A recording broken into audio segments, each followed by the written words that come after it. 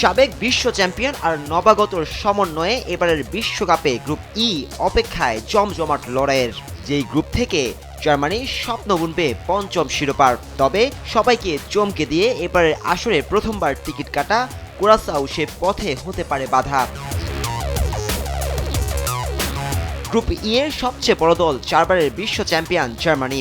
একসময় যাদের বলা হতো টুর্নামেন্ট টিম, সেই জার্মান মেশিনরা গত কয়েক বছর ধরে বড্ড অচেনা। তবে কোচ জুলিয়ান নাগলসম্যানের অধীনে ডায়মন্ড শাফার্টরা এবার খোলস ছেড়ে বেরোতে মরিয়া।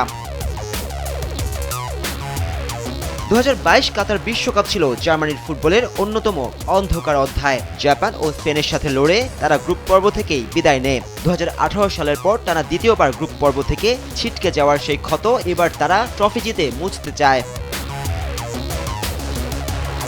এই গ্রুপের দ্বিতীয় দল ল্যাটিন আমেরিকার লড়াকু সৈনিক ইকুয়েডর। উচ্চতার সুবিধা আর নিখুঁত গতি দিয়ে যে কোনো জায়ান্টকে ধসিয়ে দিতে পারে এই দলটি। তবে বিশ্বকাপে ইকুয়েডরের সর্বোচ্চ সাফল্য বলতে রাউন্ড অফ 16, যা তারা অর্জন করেছিল 2006 সালে জার্মান বিশ্বকাপে।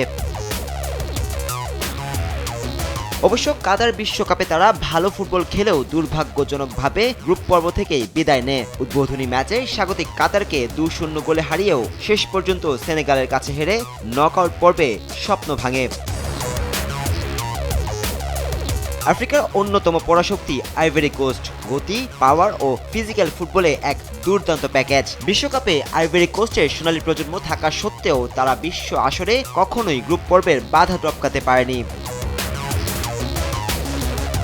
2006, 2010 ও 2014 বিশ্বকাপে তারা গ্রুপ পর্বেই আটকে যায়। 2022 কাতার বিশ্বকাপে খেলার যোগ্যতা অর্জন করতে পারেনি। ফলে এক দীর্ঘ বিরতির পর এবার বিশ্ব মঞ্চে নিজেদের প্রমাণ করার জন্য ক্ষুধার্ত হয়ে আছে দলটি।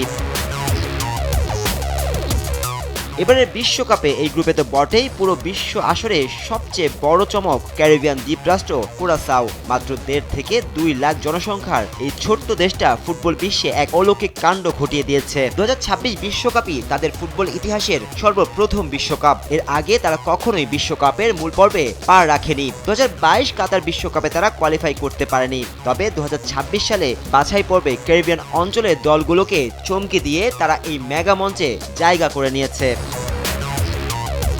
নাজমুস সাকিব, স্পোর্টস ডেস্ক, দেশ টিভি।